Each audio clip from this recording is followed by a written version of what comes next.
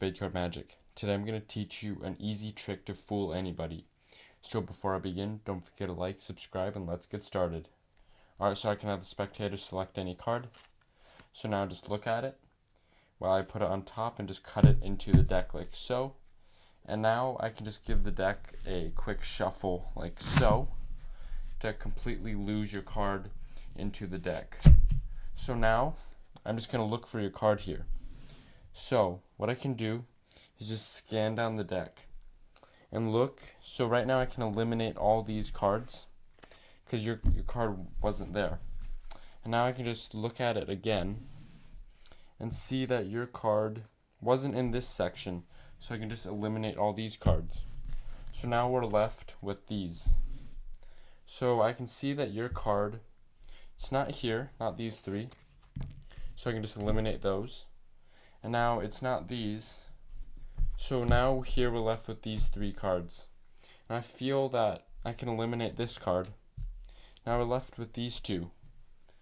And now I can just eliminate the 3 of diamonds, leaving us with your 8 of diamonds. Alright, so this is a very simple trick. And the only thing you want to do is before the trick starts, you want to memorize the top card. So in this case, it's the 5 of diamonds. And now what we do is we have the spectator select any card. So let's say they select this card right here, and it's the 4 of diamonds. So now what we do is we place their card on top of the memorized card. So the 5 of diamonds is the memorized one, and the 4 of diamonds is the one that was selected. So we just place that on top, and we can cut it in the deck, and we can even do some false shuffles like so.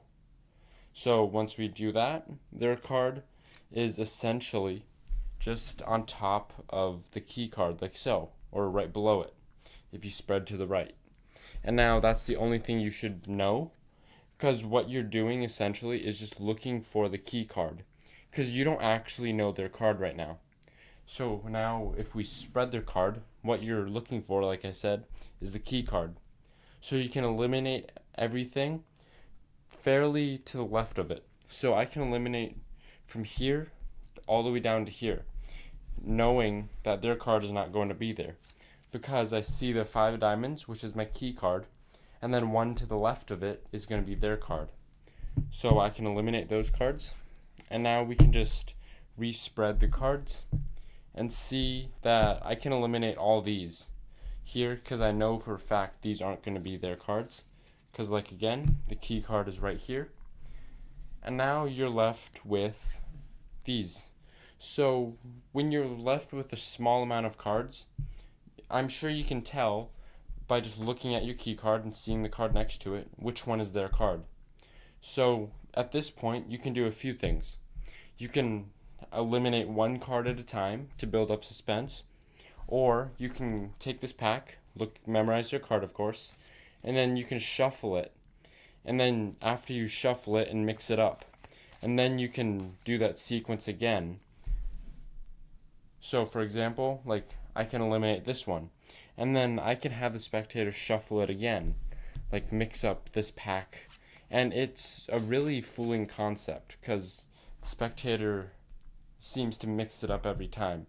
And then you can remove more, and then you're left with 3, and you can even have the spectator choose one and make it magician's choice. So for example, if they choose one of these two on the sides, you eliminate those. But if they choose the one in the middle, that's the one that they're gonna keep. And then obviously you would try to do this face down, but if you couldn't, then you do it face up. And now if you can't get into the spectator selecting the cards, you could just eliminate them one by one until you're left with their card. Alright, I hope you enjoyed. Don't forget to like, subscribe, and I'll see you next time on SpadeCardMagic.